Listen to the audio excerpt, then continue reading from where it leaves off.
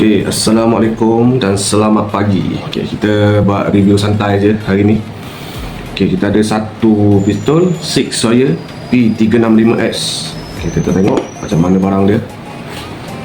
Wah, syahdu. Oh, dia bagi magazine. So, magazine Sig Sauer P365S ada dua.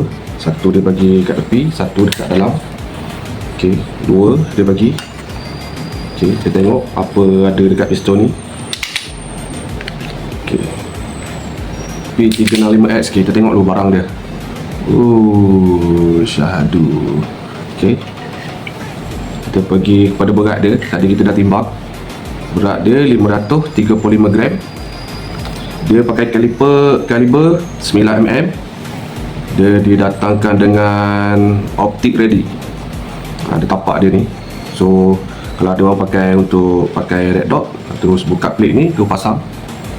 Okay, dia datang dengan safety, manual safety dia panggil, manual safety. Wah.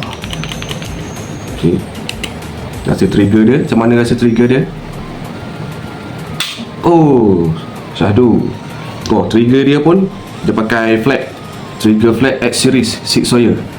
Waduh, barang ni syahdu. Ni saya subcompact lah orang panggil kan.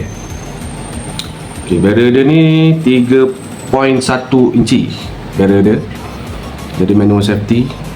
Okay, kita pergi kepada berat dia sekali dengan magazine.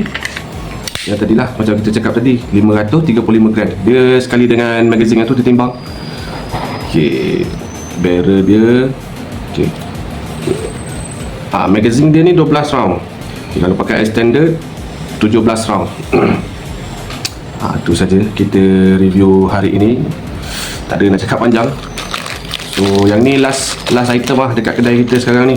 Tunggu nanti ada baru masuk dalam bulan 9 atau 10. Nanti ada barang baru masuk. Boleh lah singgah-singgah kat kedai. Okay, terima kasih. Assalamualaikum.